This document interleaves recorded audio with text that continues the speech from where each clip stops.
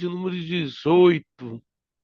O Salmo de número 18 é atribuído a Davi. O salmo mais longo de Davi é esse salmo.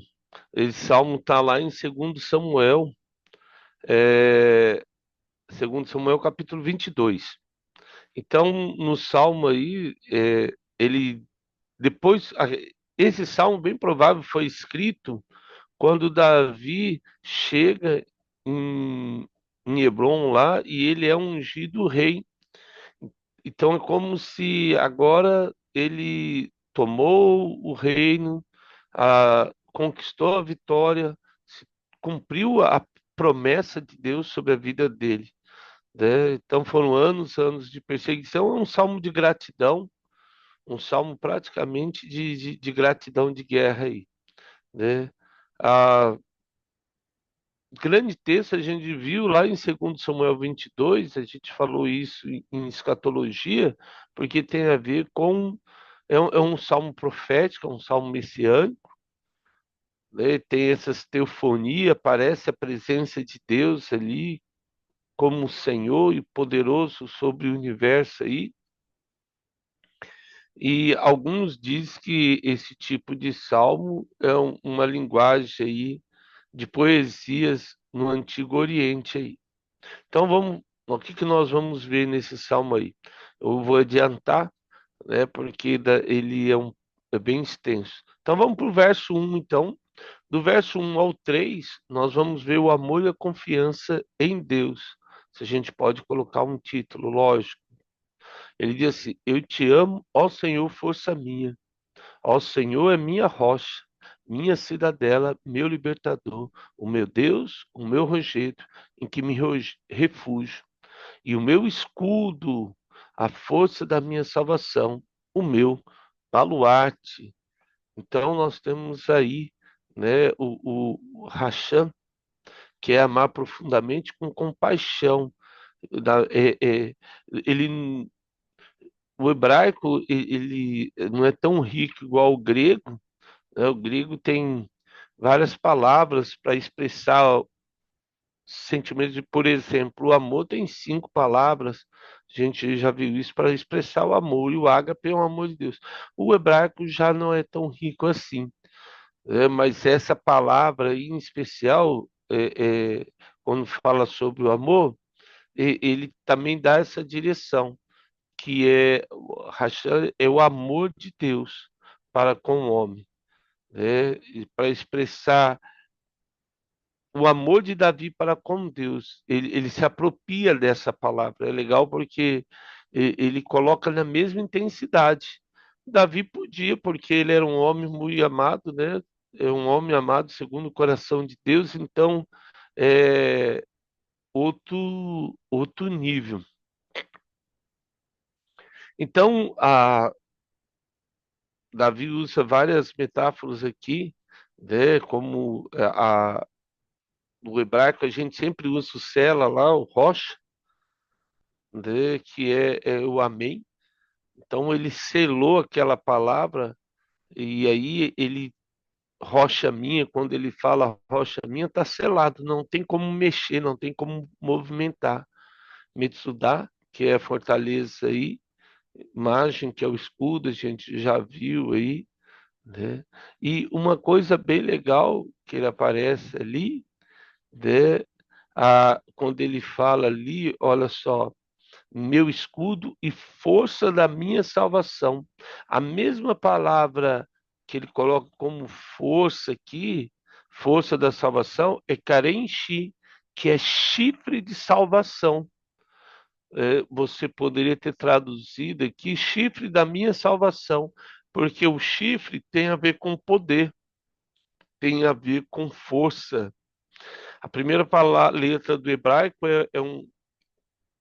era representado pela cabeça de um boi com chifre. Dois chifres quer dizer força, poder, que ela representa de 1 a 1000.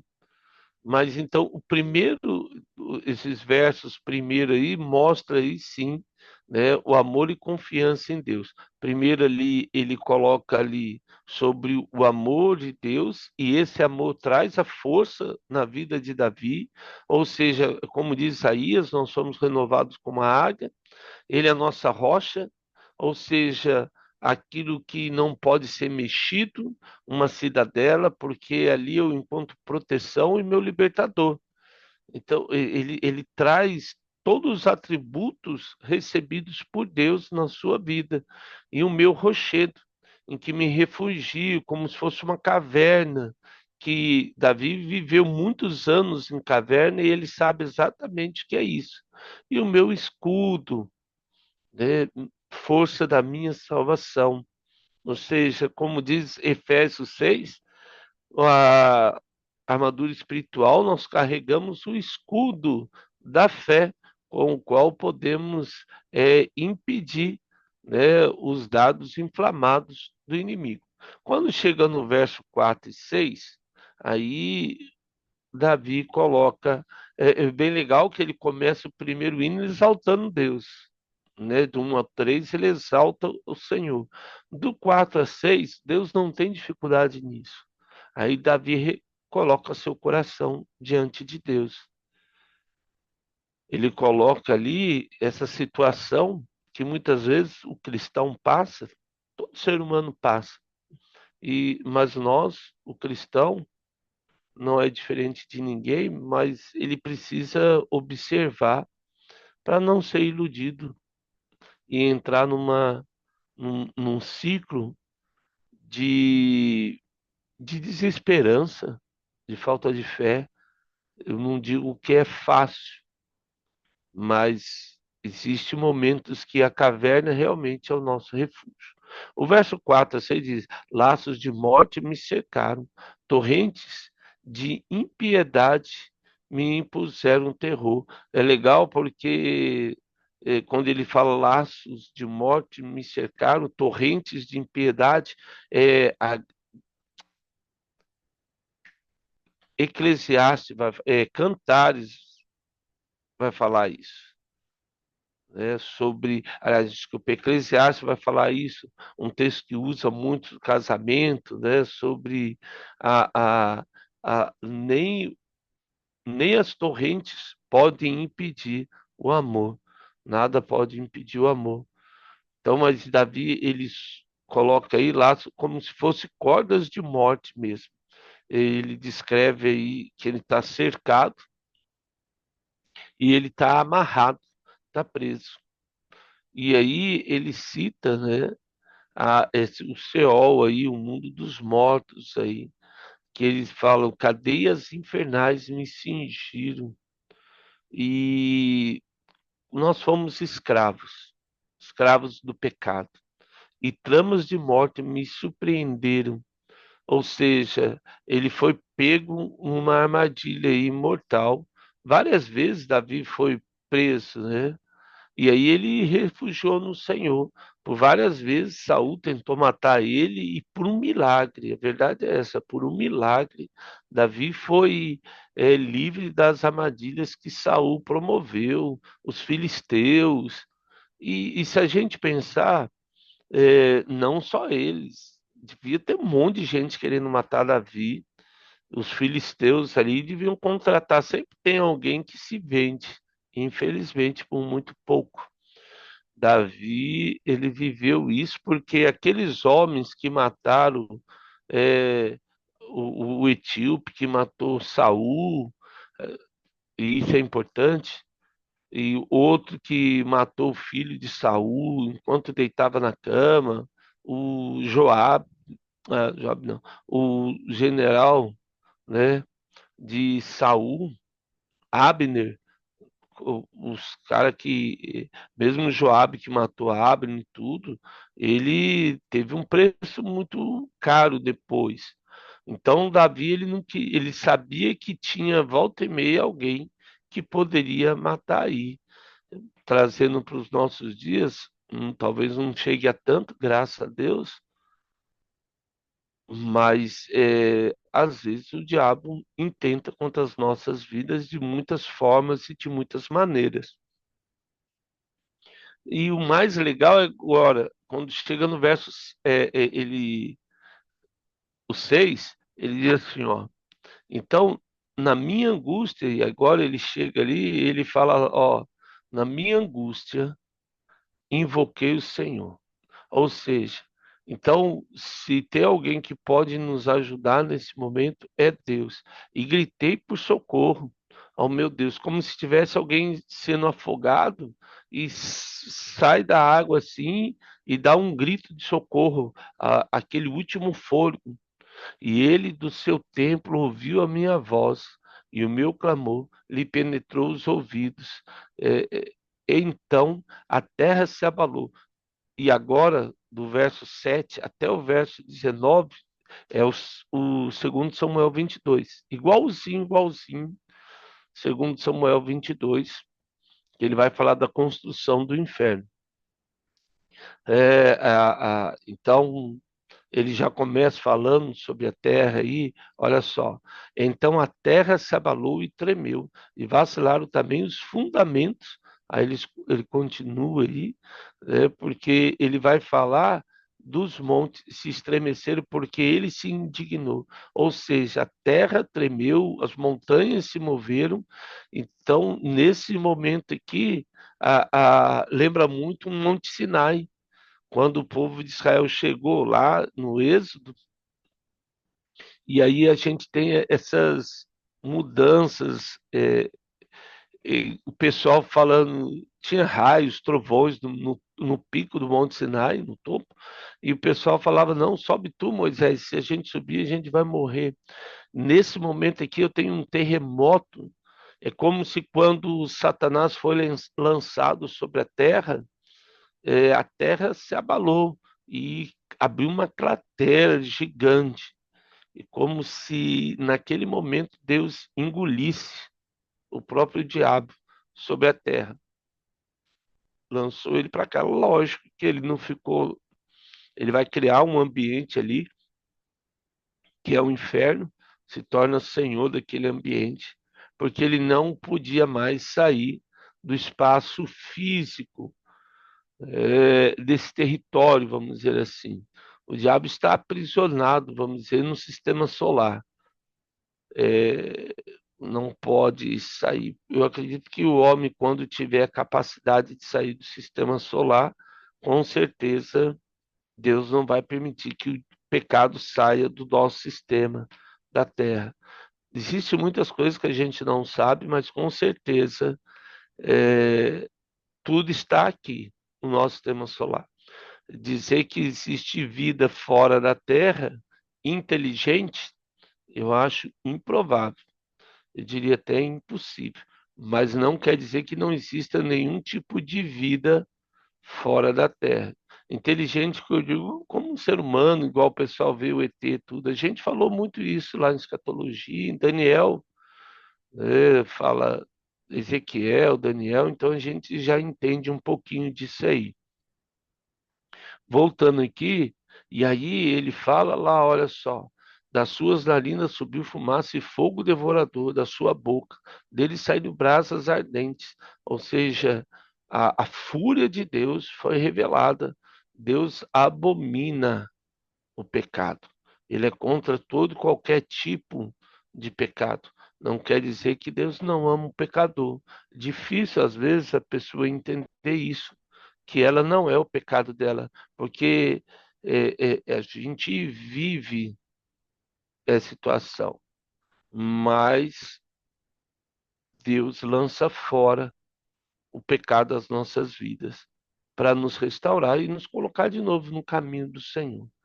Então, ele traz essa questão como um guerreiro, como um Deus que está aí para julgar e condenar toda e qualquer ação do inimigo. E aí continuava o verso 10 e aí o verso 10 é aquele negócio, né? O verso 10 diz: cavalgava um querubim e voou. Lógico que esse querubim é Lúcifer, Satanás, sim, levado velozmente pelas asas do vento, a potestade do ar. A gente lê lá em Zacarias, a, a, não, a gente não vai ter que conseguir ler, mas está. lá quando ele vai falar sobre as duas mulheres que estão no, no barril e da impiedade, e aí ele sobe o vento. Eu não vou ler ele aqui, é, mas depois você pode ler.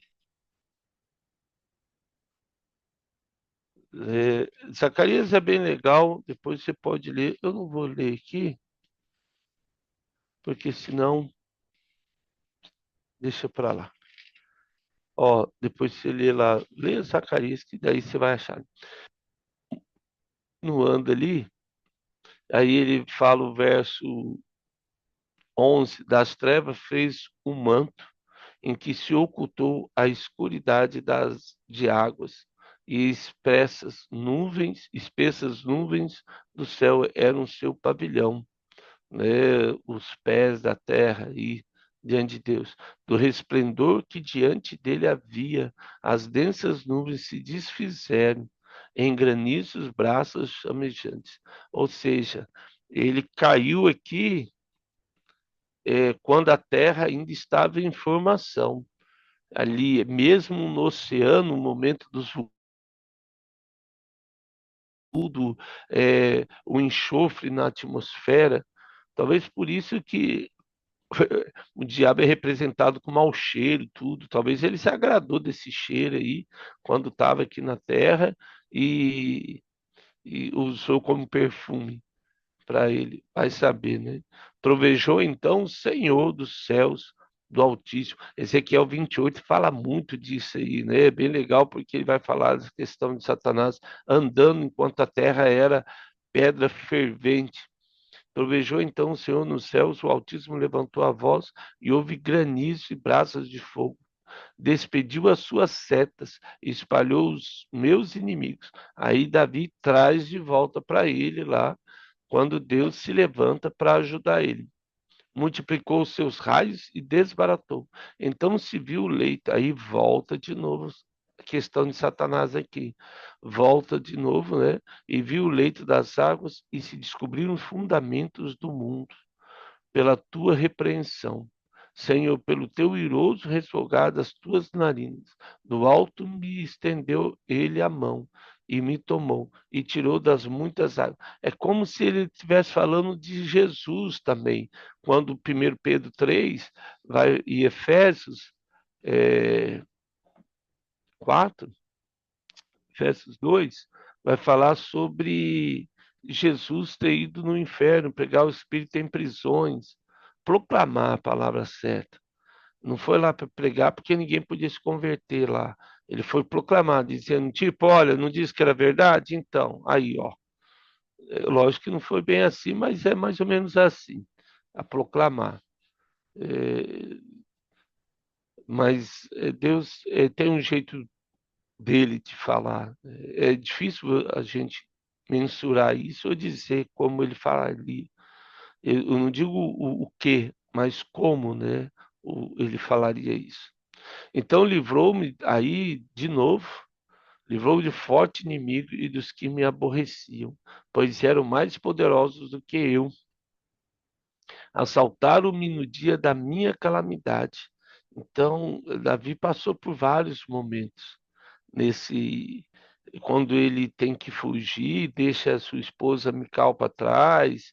é, o reino foi muito custoso para Davi. Eu acredito que foi muito difícil essa promessa para Davi de se tornar rei. Ele viu muitas pessoas morrerem, viu uma batalha, uma guerra civil por 2 anos ali praticamente, fora o tempo de jornada dele, que ele teve que batalhar aí mais de 20 anos praticamente aí. Então teve essa questão da guerra civil, teve essa questão da fuga de Saul, foi bem custoso para Davi, eu acredito. Se manter firme na promessa realmente provou que ele era um homem segundo o coração de Deus. É, ele se manteve fiel. aquela promessa de Deus. E aí o verso 18 aí, ele, ele chega e fala: assaltaram-me no dia da minha calamidade, mas o Senhor me serviu como amparo. Trouxe-me para um lugar espaçoso, livrou-me porque ele se agradou de mim. É bem legal quando ele fala lugar espaçoso, é o Salmo 23, entende? Prepara uma mesa na presença dos meus inimigos. Ele traz essa ideia aí de um grande refeitório. E aí, Davi chega agora no verso 20, e aí até o verso 30, a recompensa de quem se manteve fiel durante todo o tempo. É, Davi vai trazer isso na mente, falando: ó, Deus me recompensou por meio da sua justiça, daquilo que era puro no coração. Retribuiu-me o Senhor segundo a minha justiça. Tzedek. Então, Tzedek, que é essa questão de justiça de tribunal. Recompensou-me conforme a pureza das minhas mãos. Como diz lá o texto de Timóteo que a gente falou, mãos santas. E aí, como diz a palavra, para o fiel, Deus se mostra fiel. O verso 21, pois tenho guardado os caminhos do Senhor e não me apartei perversamente do meu Deus. Tirando essa situação, eu acredito que o ponto culminante estava relacionado ao censo que Davi fez. E aí ali ele agiu de maneira perversa. É, o pecado de Batseba e o assassinato também de Urias foi algo muito perverso. Mas Deus perdoou Davi, ele se arrependeu e isso trouxe de novo ele no caminho do Senhor. Mas como eu disse, foi muito custoso tudo para Davi. Eu, é muito difícil se manter firme diante de tanta adversidade. Mas Davi conseguiu, e isso que importa. Deus colocou ele num lugar de honra, porque ele se manteve fiel. Porque todos os seus juízos me estão presentes, e não afastei de mim os seus preceitos. Também fui íntegro para com ele e me guardei da iniquidade.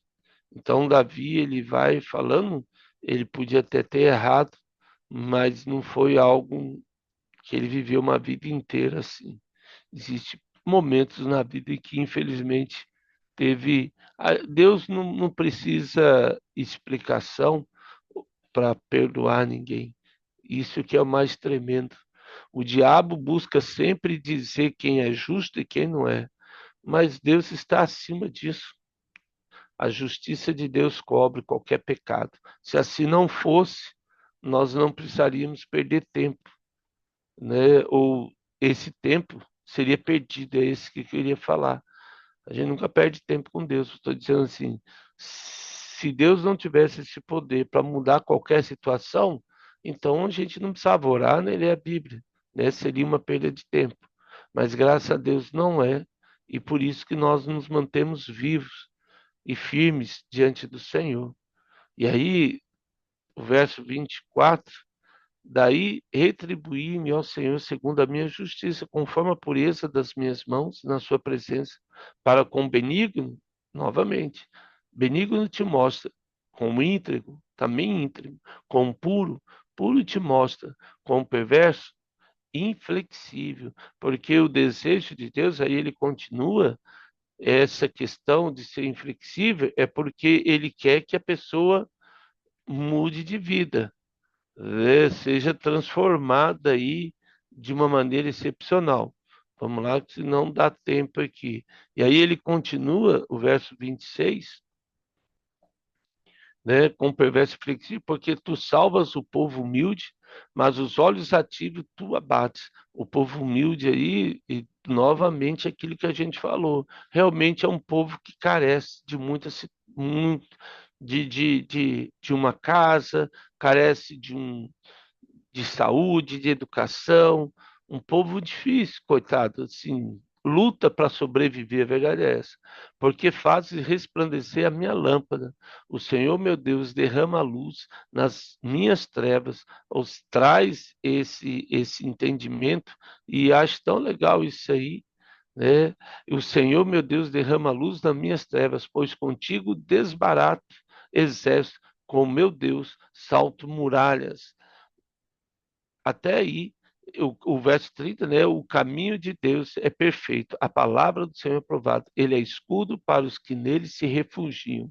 E do 31 a 45, Deus nos capacita para a vitória. Então, ele tem a gratidão aí, ele expressa o coração, e agora, a partir daqui, ele fala, né, que Deus reconhece a habilidade aí, dá habilidade, vamos dizer assim, para Davi ter a vitória. Pois contigo desbarata o exército. Ah, verso 30 agora, o caminho de Deus é perfeito, a palavra do Senhor é aprovada, e ele é escudo para todos que refugiam. Agora o 21, pois quem é Deus senão o Senhor? E quem é rochedo senão nosso Deus? Então ele faz uma pergunta, e a resposta vem: o Deus que me revestiu de força e aperfeiçoou o meu caminho. Ele deu aos meus pés ligeireza de costas, ou seja, habilidade de resolver rápido a situação, e me firmou nas minhas alturas. Ele adestrou as minhas mãos para o combate. Literalmente, ele foi adestrado, de sorte que os meus braços vergaram um arco de bronze. Pode ter sido verdade ou não, mas ele tem essa ideia aí de força, né, que era o metal mais rígido ali na época. Porque esse período de Davi é a idade dos metais que aparece na história, né, a idade do bronze, vamos dizer assim. E depois, já entrando no ferro, também me deste o escudo da tua salvação. A tua direita me susteve, a tua clemência me engrandeceu. Alargaste sobre meus pés o caminho, e os meus pés não vacilaram. Persegui os meus inimigos e os alcancei, e só voltei depois de haver dado cabo deles. O verso 38, esmaguei de tal ponto que não puder levantar-se, caído sobre meus pés, pois de força me cingiste para o combate e me submeteste os que levantaram contra mim. Também puseste em fuga os meus inimigos que me odiaram, eu exterminei. Aí ele continua aí, o verso 40. Gritaram por socorro, mas ninguém lhe acudiu. Diferente aquilo que Davi falou, que Deus acudiu, esse povo não tem ninguém. Clamaram o Senhor, mas ele não respondeu. Então os reduzi a pó e o léu e ovo do vento, lancei fora da lama das ruas. Das contendas do povo me livraste e me fizeste cabeça das nações. Povo não conheci, me serviu. Bastou-lhe ouvir minha voz, logo obedeceu, e os estrangeiros se mostraram submissos. Agora, do verso 31, só para terminar o 45, aí subiram estrangeiros e das suas fortificações saíram espavoridos. Agora, do 46 ao 50, o louvor final e a promessa messiânica aí de Davi. Vive, Senhor, e bendita seja a minha rocha, exaltado seja o Deus da minha salvação. O Deus que por mim tomou vingança e me submeteu povos, o Deus que me livrou dos meus inimigos, sim, tu que me exaltaste acima dos meus adversários e me livraste, homem violento, glorificar-te-ei, pois entre os gentios, ó Senhor, e cantarei louvores ao teu nome. E ele quem dá grandes vitórias ao seu rei e usa benignidade para com o seu ungido, com Davi e a posteridade de Davi para sempre. Então Deus é um Deus libertador, é um Deus guerreiro, um Deus que traz justiça divina, um Deus que tem uma capacidade nas nossas vidas sobrenatural para vencer a adversidade e traz essa esperança aí do ungido. Deus sempre vai responder o nosso clamor. Confia nele. Ele vai intervir na nossa história, vai mudar uma história, ele vai nos fortalecer nos momentos mais difíceis. Esse agora, Deus vai te fortalecer e nos vai conceder vitória. Só precisamos confiar nele, no nome de Jesus. Ó Pai, eu peço que o Senhor nos ensine a confiar em Ti. Não nos deixe resvalar os nossos pés, mas que nesse dia possamos trazer esperança para aqueles que têm o coração aflito e desesperançoso, ó Pai. Traga, ó Deus, essa habilidade em nossas vidas para proclamar o Teu Evangelho a toda criatura, no nome de Jesus. Amém. Que Deus nos abençoe, amados, nesse dia ensolarado aí de verão, no nome de Jesus, que possamos ganhar almas para Cristo neste dia. Amém?